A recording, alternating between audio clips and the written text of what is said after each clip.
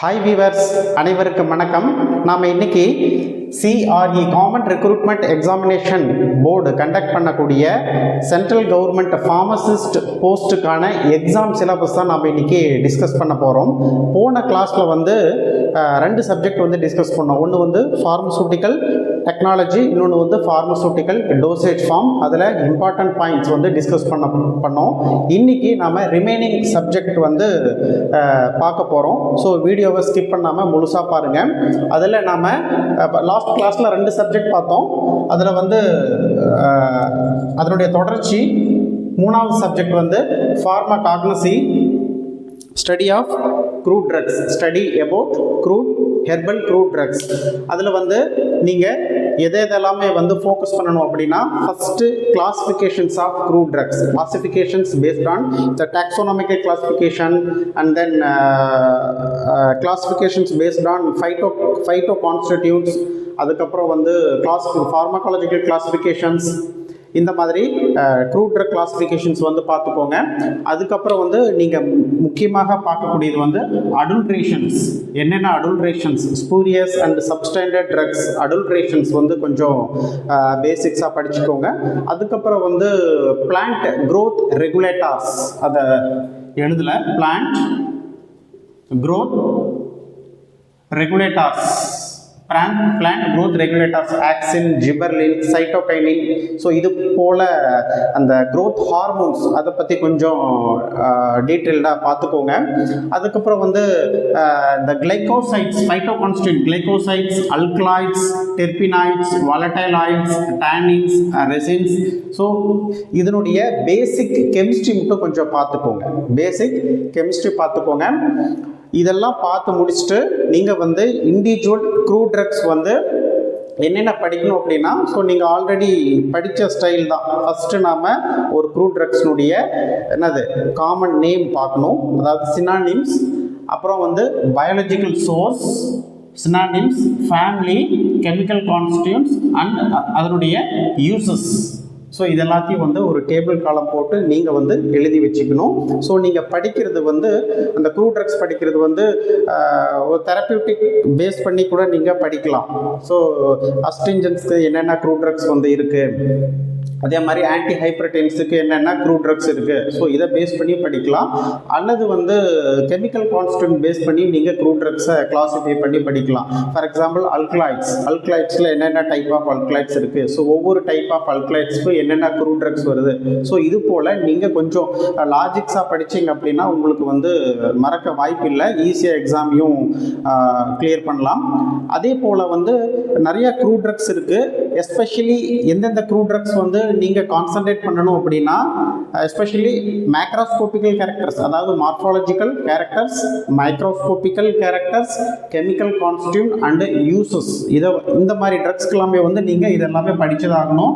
முக்கியமானது senna, digitalis, அதுக்கப்புறம் cinchona, cinnamon, coriander, fennel, clove, rauwolfia, vinca, ipecacuanha, ergot, opium, nux vomica, shark liver oil, olive oil. So இது போல் முக்கியமான crude ட்ரக்ஸை நீங்கள் கொஞ்சம் கான்சன்ட்ரேட் பண்ணி படிங்க. Especially macro and microscopical characters, chemical constituents, மிக முக்கியமாக ஐடென்டிஃபிகேஷன் டெஸ்ட், ஐடென்டிஃபிகேஷன் டெஸ்ட் இதெல்லாமே பார்த்துக்கோங்க. ஸோ இதுதான் நீங்கள் ஃபார்மகாக்னசி சப்ஜெக்டில் கொஞ்சம் கான்சன்ட்ரேட் பண்ணக்கூடியது. நாலாவது சப்ஜெக்ட் ஃபார்மசூட்டிக்கல் ஜூரிஸ்ப்ரூடன்ஸ். ஸோ எல்லாமே ஆல்ரெடி நீங்கள் டிப்ளமோ ஸ்டாண்டர்டில், டிகிரி ஸ்டாண்டர்டில் படித்தது தான். எல்லாமே நீங்கள் syllabus 2 year diploma and 4 year degree கோர்ஸில் எல்லாமே கவர் பண்ணது தான். இருந்தாலும் லாஸ்ட் டைமில் நீங்கள் கான்சன்ட்ரேட் பண்ணக்கூடிய டாபிக்ஸ் மட்டும்தான் நம்ம இன்றைக்கி பார்க்குறோம். ஃபஸ்ட்டு என்னது, ஃபார்மசி ஆக்ட் 1940. அதில் state pharmacy council and central pharmacy council of India. So இதை கொஞ்சம் பேசிக்ஸாக பார்த்துக்கோங்க. அதில் யாரெல்லாமே பிரசிடெண்ட், ஸோ நாமினேட்டட் மெம்பர் யார், எலெக்டட் மெம்பர்ஸ் யார், ஸோ அதெல்லாத்தையும் கொஞ்சம் பேசிக்ஸாக பார்த்துக்கோங்க. காமனாக அதில் இருந்தால் கொஷின் கேட்குறாங்க. அடுத்தது மிக முக்கியமாக ஃபார்மசூட்டிக்கல் ஜூரிஸ்ப்ரூடன்ஸ்லேருந்து கொஷின் கேட்கணும் அப்படின்னா அவங்க கான்சன்ட்ரேட் பண்ணி கேட்கக்கூடிய டாபிக் வந்து drug and cosmetic act 1940 and the rules 1945. Act and rules அதிலிருந்து எவ்வளோ ஷெடியூல் இருக்குது, என்னென்ன ஷெடியூல் இருக்குது, ஸோ இதை பற்றி கொஞ்சம் டீட்டெயிலாக பார்த்துக்கோங்க. எஸ்பெஷலி ரூல்ஸ் 1945 அதனுடைய ஷெடியூல்ஸ் A to Z வரைக்கும் படிச்சுக்கோங்க. ஓகேங்களா? அதை படிச்சுட்டு ஸோ இண்டிவிஜுவல் ஷெடியூல் வந்து நீங்கள் கான்சன்ட்ரேட் பண்ணணும். என்னென்ன அப்படின்னா ஷெடியூல் C அண்டு C1, அதுக்கப்புறம் schedule G, schedule H, and then schedule X, psychotropic substances, அப்புறம் வந்து ஸோ இது போல் முக்கியமான ஷெடியூல்ஸ் எல்லாமே கொஞ்சம் நீங்கள் இண்டிவிஜுவலாக படிக்கணும். So drug and cosmetic act 1940 and rules 1945 ரொம்ப ரொம்ப முக்கியம். அடுத்தது வந்து narcotic and psychotropic substances act 1985, next drug and magic remedies 1954. So இதெல்லாம் முடிச்சுட்டு லாஸ்ட்டாக வந்து latest drug price control order, இப்போ லாஸ்ட் அமெண்ட்மெண்ட் என்ன அப்படிங்கிறத கொஞ்சம் நீங்கள் பார்த்துக்கணும். ஒவ்வொரு அமெண்ட்மெண்ட்டும் எந்த இயரில் வந்துச்சுங்கிறதையும் கொஞ்சம் கான்சன்ட்ரேட் பண்ணிக்கோங்க. So latest drug price control ஆர்டர்லேருந்து கொஷின்ஸ் கேட்க வாய்ப்பு இருக்குது. ட்ரக் அண்ட் காஸ்மெட்டிக் ஆக்ட்லேருந்து கொஷின்ஸ் அடிக்கடி கேட்க வாய்ப்புகள் இருக்குது. அந்த ட்ரக் ஃபிக்சேஷன் ஃபார்முலாவை கொஞ்சம் பார்த்துக்கோங்க. ஓகேங்களா? ஸோ இது வந்து ஃபார்மசூட்டிக்கல் ஜூரிஸ்ப்ரூடன்ஸ் ஆர் ஃபொரன்சிக் ஃபார்மசியிலிருந்து நீங்கள் லாஸ்ட் டைமில் கான்சன்ட்ரேட் பண்ணக்கூடிய ஒரு சில கீ பாயிண்ட்ஸ். அடுத்தது 5வது சப்ஜெக்ட் வந்து hospital and clinical pharmacy. So அதில் வந்து ஹாஸ்பிட்டல் ஃபார்மசி ரிலேட்டடாக என்ன பார்க்கணும் அப்படின்னா location and layout of pharmacy. So ஒரு ஹாஸ்பிட்டல் ஃபார்மசியாக இருந்தாலும் சரி, ஒரு ரீட்டைல் ஃபார்மசியாக இருந்தாலும் ஸோ அதனுடைய லொக்கேஷன் லே அவுட் எப்படி இருக்கணும், என்ன கிரிட்டேரியா, ஸோ அதை பற்றி கொஞ்சம் பார்த்துக்கோங்க. அதுக்கப்புறம் ஹாஸ்பிட்டல் ஃபார்மசியில் ட்ரக் டிஸ்ட்ரிபியூஷன் சிஸ்டம் இதை கொஞ்சம் டீட்டெயில்டாக பார்த்துக்கோங்க. அதாவது ஃப்ளோர் ஸ்டாக் சிஸ்டம்னா என்ன, சேட்டலைட் ஃபார்மசினா என்ன, மினி ஃபார்மசி, அதுக்கப்புறம் வந்து வார்ட் ஃபார்மசி. ஸோ இந்த மாதிரி ஒரு சில டேர்ம்ஸ் எல்லாம் வந்து இந்த ட்ரக் டிஸ்ட்ரிபியூஷனில் வந்து கேட்பாங்க. அது கொஞ்சம் கான்சன்ட்ரேட் பண்ணிக்கோங்க. அதுக்கப்புறம் வந்து நீங்கள் கொஞ்சம் ஹாஸ்பிட்டல் ஃபார்மசியில் கான்சன்ட்ரேட் பண்ணக்கூடியது ஸ்டெரைல் மேனுஃபேக்சரிங். ஒரு ஹாஸ்பிட்டலில் வந்து especially large volume parenterals and small volume parenterals வந்து எப்படி ப்ரிப்பேர் பண்ணணும், அதுக்கு பேசிக் ரெக்குவயர்மெண்ட்ஸ் என்ன, அதை பற்றி கொஞ்சம் பார்த்துக்கோங்க. இது வந்து அதே மாதிரி ஹாஸ்பிட்டல் ஃபார்மசியில் வந்து ஹாஸ்பிட்டல் ஃபார்முலரி எப்படி ப்ரிப்பேர் பண்ணுறது, அதில் யார் யார் எல்லாமே வந்து இருப்பாங்க மெம்பர்ஸ், ஸோ அது எல்லாத்தையும் பார்த்துக்கோங்க. ஃபஸ்ட்டு ஹாஸ்பிட்டல் ஃபார்முலரி, அதுக்கப்புறம் வந்து drug information source, primary source, secondary source and tertiary source. So இதெல்லாமே என்ன அப்படிங்கிறது கொஞ்சம் பார்த்துக்கோங்க. So drug information sources and hospital formulary இது கொஞ்சம் பார்த்துக்கோங்க. அதுக்கப்புறம் வந்து இதுதான் ஹாஸ்பிட்டல் ஃபார்மசியிலிருந்து நம்ம ஃபோக்கஸ் பண்ணக்கூடிய டாபிக்ஸ். அதுக்கப்புறம் வந்து கிளினிக்கல் ஃபார்மசி ரிலேட்டடாக என்ன கேட்பாங்க அப்படின்னா ட்ரக் இன்ட்ராக்ஷன்ஸ் கேட்பாங்க. இப்போ காமனாக இப்போது வந்து நாம் இப்போ ப்ராக்டிக்ஸ் இப்போ வந்து இப்போ மார்க்கெட்டிங்கில் இருக்கிற ட்ரக்ஸ் காமனாக ப்ராக்டிக்ஸ் பண்ணுறதுல எது எல்லாமே வந்து major drug interaction, drug food interaction, இதை கொஞ்சம் பார்த்துக்கோங்க. அதுக்கப்புறம் அட்வர்ஸ் ட்ரக் ரியாக்ஷன்ஸ்னால் என்ன, அதனுடைய கிளாஸிஃபிகேஷன் டைப்ஸ் எல்லாம் பார்த்துக்கோங்க. Type A, B, C, D, E. So இந்த மாதிரி அட்வர்ஸ் ட்ரக் ரியாக்ஷன்னா என்ன, அதனுடைய டைப்ஸ், இதை கொஞ்சம் பார்த்துக்கோங்க. ஸோ அவ்வளோதாங்க ஹாஸ்பிட்டல் ஃபார்மசி அண்டு கிளினிக்கல் ஃபார்மசியிலிருந்து நீங்கள் லாஸ்ட் டைமில் கான்சன்ட்ரேட் பண்ணி படிக்கக்கூடிய டாபிக்ஸ். அடுத்தது வந்து biochemistry and clinical pathology. So இது எல்லாமே வந்து டிப்ளமோ ஸ்டாண்டர்ட் சிலபஸ் தான், பயப்பட தேவையில்லை.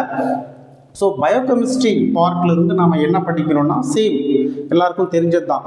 Carbohydrate, protein, lipids, enzymes and vitamins, இதனுடைய பயோ மாலிகூல்ஸ்னுடைய பேசிக் கெமிஸ்ட்ரி பார்த்துக்கோங்க.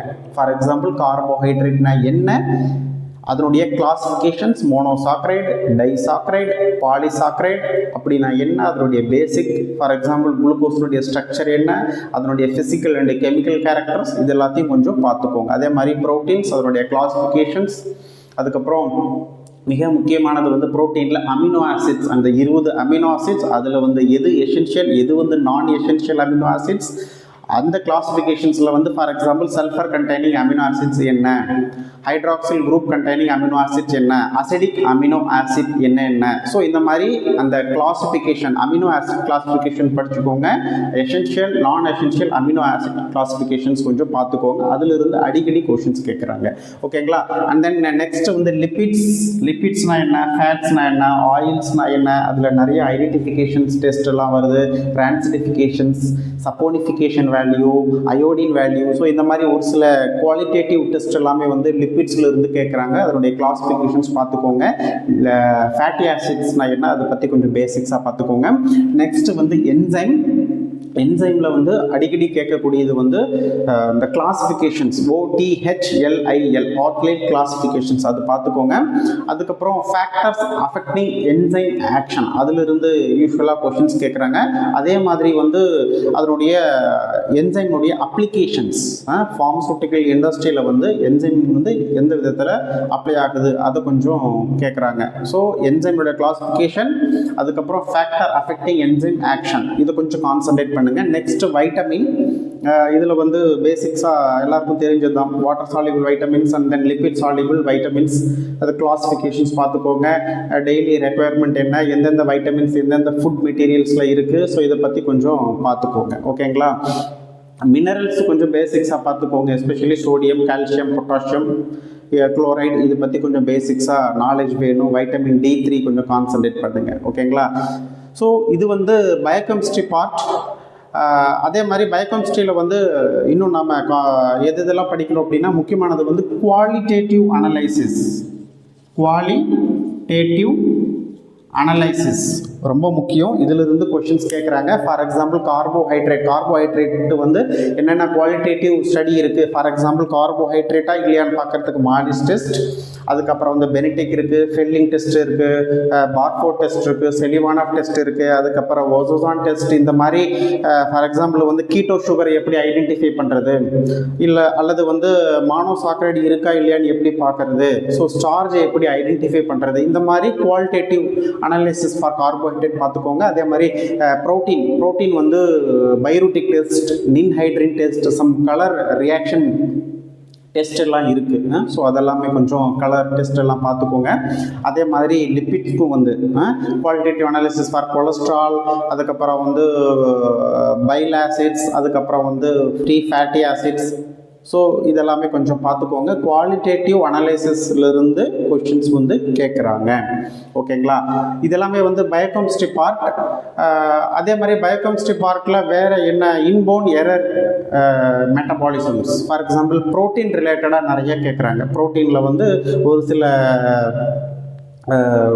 Amino acid deficiency or amino acid metabolism error, அது ரிலேட்டடாக என்னென்ன டிசீஸ் இருக்குது. இன்னும் உங்களுக்கு புரிகிற மாதிரி சொல்லணும்னா அல்கப்டனூரியானா என்ன, அல்பினிசம்னா என்ன, அதுக்கப்புறம் வந்து மராசுமஸ், குவாஷியோக்கர். ஸோ இந்த மாதிரி டிசீஸ் ரிலேட்டடாக கொஷின்ஸ் வந்து கேட்குறாங்க. ரொம்ப முக்கியமான பாயிண்ட்ஸ் நோட் பண்ணிக்கோங்க. லாஸ்ட் டைமில் நீங்கள் இதெல்லாமே கொஞ்சம் கான்சன்ட்ரேட் பண்ணணும். லாஸ்ட் டைம் இன்னும் கிட்டத்தட்ட 40 நாள் தான் இருக்குது. ஸோ இதில் எல்லாமே நீங்கள் படிச்சுட்டு இருக்க முடியாது. இது கொஞ்சம் நீங்கள் மேலோட்டமாக கான்சன்ட்ரேட் பண்ணுங்கள். அதுக்கு அவ்வளோதான் பயோகெமிஸ்ட்ரி பார்ட், அவ்வளோதான். நெக்ஸ்ட்டு ஆல்ரெடி எழுதியிருக்கிறேன், பயோகெமிஸ்ட்ரி கிளாசிஃபிகேஷன் அண்ட் குவாலிட்டேட்டிவ்ஸ். அடுத்து வந்து கிளினிக்கல் பேத்தாலஜி. கிளினிக்கல் பேத்தாலஜியில் especially pathology of urine and blood. Urine பார்க்கும்போது அப்நார்மல் யூரின் என்னென்ன and then normal urine constituent என்னென்ன, அது கொஞ்சம் பார்த்துக்கோங்க. எந்தெந்த டிசீஸ் கண்டிஷன்ஸில் அப்நார்மல் என்னென்ன கான்ஸ்டிடியூட் வந்து இருக்கும் அப்படிங்கிறது பார்த்துக்கோங்க. கீட்டோன் பாடிஸ், யூரியா, கிரேட்டினைன், அப்புறம் வந்து basics kidney function test, renal function test RFT அப்படின்னு சொல்லுவோம். ஒரு க்ரானிக் ரீனல் ஃபெயிலியரில் என்னென்ன அப்நார்மல் வந்து யூரினில் அப்பியர் ஆகும், அது கொஞ்சம் பேசிக்ஸாக பார்த்துக்கோங்க. Normal and abnormal. அதுக்கப்புறம் வந்து பேத்தாலஜி ஆஃப் பிளட். பிளட் அப்படின்னாவே 3 செல்ஸ், என்னது எரித்ரோசைட்ஸ், அதாவது RBC, WBC, லியூகோசைட்ஸ், அதுக்கப்புறம் வந்து பிளேட்டிலெட்ஸ், லிம்போசைட்ஸ், WBC, அப்புறம் பிளேட்லெட்ஸ். இதனுடைய நார்மல் அப்நார்மல் பார்த்துக்கோங்க. ஃபார் எக்ஸாம்பிள் RBC அதிகமான அதுக்கு பேர் என்ன, RBC கம்மியான அதுக்கு பேர் என்ன. அதே மாதிரி லீகோசைட்ஸில் என்னென்ன செல்ஸ் இருக்குது, அதில் ஒன்றும் நியூட்ரோஃபில் அது கவுண்ட் அதிகமான என்ன, நியூட்ரோஃபில் கவுண்ட் கம்மியான என்ன. ஸோ இதை மாதிரி கொஞ்சம் அப்நார்மல் பிளட் செல்ஸை வந்து கொஞ்சம் பேசிக்ஸாக பார்த்துக்கோங்க. ஓகேங்களா? ஸோ அவ்வளோதாங்க. பயோகெமிஸ்ட்ரி அண்ட் கிளினிக்கல் பேத்தாலஜிலிருந்து நீங்கள் கொஞ்சம் கான்சன்ட்ரேட் பண்ண வேணும். இந்த மாதிரி இது நான் சொன்னது எல்லாமே கொஞ்சம் நீங்கள் கான்சன்ட்ரேட் பண்ணி தான் ஆகணும், வேறு வழி இல்லை. நெக்ஸ்ட் வந்து 7வது சப்ஜெக்ட் என்ன அப்படின்னா ஹியூமன் அனாட்டமி அண்ட் ஃபிசியாலஜி. எல்லாருக்கும் தெரிஞ்சது தான். என்னது? ஃபர்ஸ்ட் பேசிக்ஸாக செல், டிஷ்யூ, அதுக்கப்புறம் வந்து என்னது டிஷ்யூனுடைய கிளாசிஃபிகேஷன்ஸ், என்னென்ன டைப்ஸ் ஆஃப் டிஷ்யூ இருக்குது. அதுக்கப்புறம் வந்து ஜாயின்ட்ஸ், முக்கியமானது வந்து ஜாயின்ட்ஸ், அதுக்கப்புறம் மசில்ஸ். இதை கொஞ்சம் பேசிக்ஸாக பார்த்துக்கோங்க. செல், டிஷ்யூ, ஜாயின்ட்ஸ், மசில்ஸ் இது எல்லாத்தையும் பார்த்துக்கோங்க. அதனுடைய டைப்ஸ் பார்த்துக்கோங்க. அதுக்கப்புறம் ஸ்கெலிட்டல் சிஸ்டம் பார்த்துக்கோங்க. செல், டிஷ்யூ, ஸ்கெலிட்டல் சிஸ்டம் அண்டு என்னென்ன ஜாயின்ட்ஸ் இருக்குன்னு பார்த்துக்கோங்க. ஜாயின்ட்ஸ் பார்த்துக்கோங்க. அதுக்கப்புறம் சிஸ்டம் எல்லாத்தையும் பார்த்துக்கோங்க. அதாவது பேசிக் ஸ்ட்ரக்சர் அண்டு ஃபங்க்ஷன், அவ்வளோதான். ரொம்ப டெப்த்தாக உள்ள போக தேவையில்லை. Cardiovascular system, respiratory system, urinary system, muscular system already சொல்லியாச்சு. சென்ட்ரல் நர்வஸ் சிஸ்டம், அதில் என்னென்ன டைப்ஸ் இருக்குது. அதுக்கப்புறம் வந்து கேஸ்ட்ரோஇன்டெஸ்டினல் சிஸ்டம், ரீப்ரொடக்டிவ் சிஸ்டம், அதுக்கப்புறம் ஃபைனலாக வந்து என்னது சென்சரி ஆர்கான்ஸ், கண், தோல், காது இதெல்லாமே கொஞ்சம் பார்த்துக்கோங்க. இதனுடைய basic function, structure, anatomy and function மட்டும் பார்த்துக்கோங்க. ரொம்ப டெப்த்தாக படிக்க அவசியம் இல்லை. ஓகேங்களா? ஸோ அவ்வளோதாங்க ஹியூமன் அனாட்டமி அண்ட் ஃபிசியாலஜி. இது வந்து நீங்கள் கொஞ்சம் கான்சன்ட்ரேட் பண்ணணும். Next health education and community pharmacy.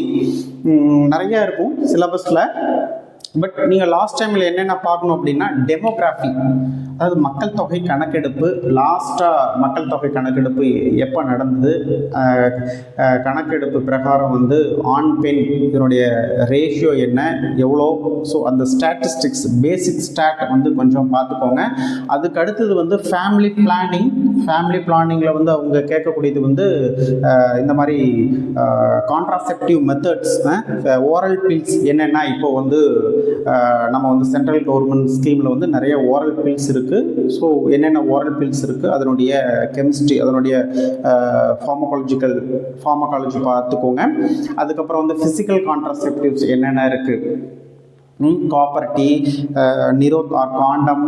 So இது மாதிரி அதில் காப்பர் டீயில் என்னென்ன டைப்ஸ் இருக்குது. ஸோ இந்த மாதிரி ஃபிசிக்கல் கான்ட்ராசெப்டிவ், அதுக்கப்புறம் ஓரல் பில்ஸ், இதெல்லாம் கொஞ்சம் இந்த ஃபேமிலி பிளானிங் ரிலேட்டடாக கேட்பாங்க. அண்ட் தென் நெக்ஸ்ட்டு வந்து நான் communicable disease especially hyper tension and diabetics, இது கொஞ்சம் பார்த்துக்கோங்க. நெக்ஸ்ட்டு கேன்சர், இந்த breast cancer and then cervical cancer, அதுக்கப்புறம் ஸ்ட்ரோக், இதெல்லாமே வந்து நான் கம்யூனிகபிள் டிசீஸில் வரும். புரியுதுங்களா? நீங்கள் ரொம்ப கான்சன்ட்ரேட் பண்ணி படிக்கக்கூடியது என்னது, cancer, hyper tension and diabetics. இது மூணையும் பார்த்துக்கோங்க இந்த நான் கம்யூனிகபிள் டிசீஸில். நெக்ஸ்ட்டு வந்து கம்யூனிகபிள்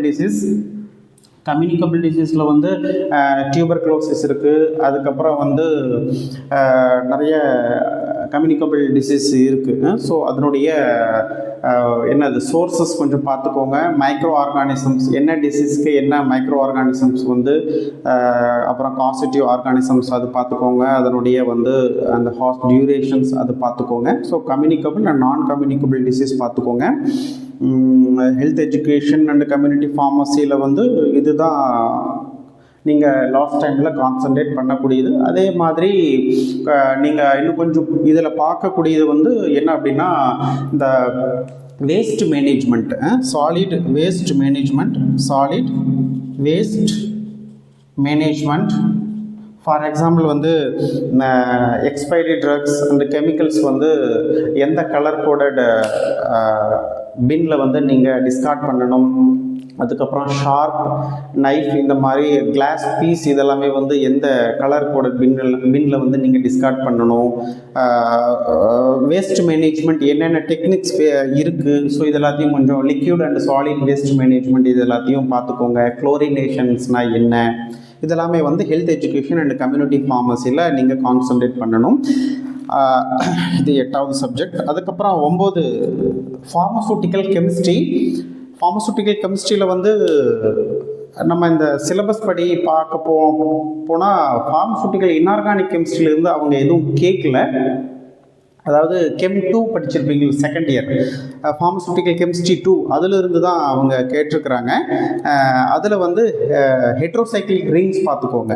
ஹெட்ரோசைக்ளிக் ரிங் என்னது 3லிருந்து கிட்டத்தட்ட 7 மெம்பர்ட் ரிங் 3, 4, 5, 6 and 7 மெம்பர்ட் ரிங் இது எல்லாத்தையும் கொஞ்சம் கிளாஸிஃபிகேஷன்ஸ் பார்த்துக்கோங்க. ஹெட்ரோசைக்ளிக் ரிங் கிளாஸிஃபிகேஷன்ஸ் நீங்கள் தரவாக பார்த்துக்கணும். அதுக்கப்புறம் ஃபியூஸ்ட் ரிங் இது எல்லாத்தையும் பார்த்துக்கோங்க.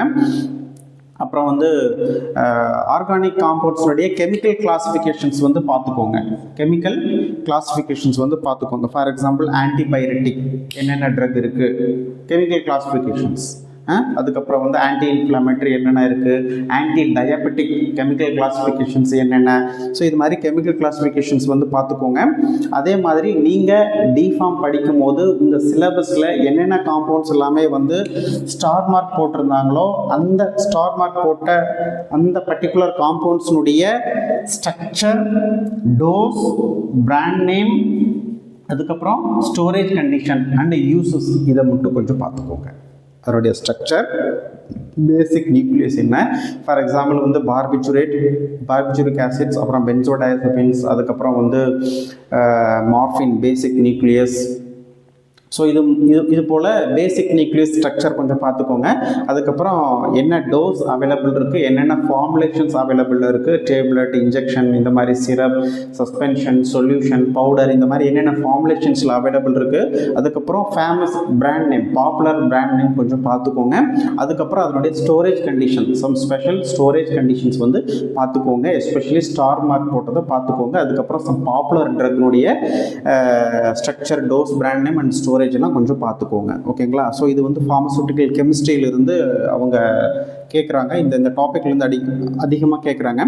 அதே மாதிரி அடுத்த முக்கியமான subject pharmacology and toxicology. Pharmacology ADME, ஃபார்மகோகைனடிக்னா என்ன, ஃபார்மகோடைனமிக்னா என்ன, ஃபார்மகோகைனடிக்கல் அப்சார்ப்ஷன்ஸ்னா என்ன, டிஸ்ட்ரிபியூஷன்ஸ்னா என்ன, மெட்டபாலிசம்ஸ்னா என்ன, அதில் ஃபேஸ் 1 என்ன, ஃபேஸ் 2 என்னென்ன வரும், அதுக்கப்புறம் எலிமினேஷன்ஸ்னா என்ன, அதில் வந்து ஹால்ஃப் லைஃப்னா என்ன, அப்புறம் லோடிங் டோஸ்னா என்ன, மெயின்டெனன்ஸ் டோஸ்னா என்ன, ஏரியா அண்டர் கர்வ்னா என்ன, அதுக்கப்புறம் வந்து வால்யூம் ஆஃப் டிஸ்ட்ரிபியூஷன்ஸ் அப்படின்னா என்ன, அதுக்கப்புறம் வந்து லீதல் டோஸ் LD50னா என்ன, தெரபியூட்டிக் இண்டெக்ஸ்னா என்ன, ED50னா என்ன. இந்த மாதிரி டேர்ம்ஸ்ல இருந்து கொஸ்டின்ஸ் வந்து ரொம்ப சிம்பிளாக கேட்குறாங்க.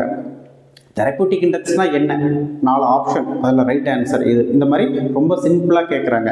அதே மாதிரி வந்து ஃபார்மகோ டைனமிக்ஸ் பார்க்கில் வந்து ஒரு சில டேர்ம்ஸ் வந்து கேட்குறாங்க. டோஸ் ரெஸ்பான்ஸ் கர்வ்னா என்ன, அதுக்கப்புறம் வந்து ஒரு சில டாக்ஸிக் எஃபெக்ட் இருக்குது, அட்வர்ஸ் ட்ரக் ரியாக்ஷன்ஸ், அதனுடைய டைப்ஸு.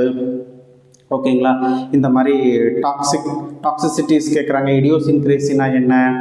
ஸோ இந்த மாதிரி டேர்ம்ஸில் இருந்து அதிகமாக கேட்குறாங்க. அதாவது இந்த டேர்ம்ஸ் உங்களுக்கு புரியுதா இல்லையான்னு அவங்க எவாலுவேட் பண்ணுறாங்க. அவ்வளோதான், ரொம்ப சிம்பிள். ஸோ ED50னா என்ன, ஸோ உள்ள டெப்த் டிஸ்கஷன் வேண்டாம். ED50னா என்னன்னு தெரியுதா, அதை வந்து எவாலுவேட் பண்ணுறாங்க. ஏரியா அண்டர் கர்வ்னா என்ன அப்படின்னா என்னன்னு தெரியுதா, சிம்பிளாக டிஸ்ட்ரிபியூஷன்ஸ்னால் என்ன உங்களுக்கு தெரியுதா, சும்மா தெரியுதா இல்லையான்னு மட்டும் அவங்க செக் பண்ணுறாங்க. ரொம்ப டெப்த்து ஸ்டடி வேண்டாம் லாஸ்ட் டைமில். அதுக்கப்புறம் ஃபார்மகாலஜிக்கல் கிளாஸிஃபிகேஷன்ஸ் நம்ம ஆல்ரெடி சொன்னது போல் ஃபார்மகாலஜிக்கல் லாஸ்ட் டைமில் இந்த Tripathi classification, drug classifications latest editions வாங்கி ட்ரக் கிளாஸிஃபிகேஷன் தரவாக படிச்சுக்கோங்க வித் மெக்கானிசம் ஆஃப் ஆக்ஷன்ஸ்.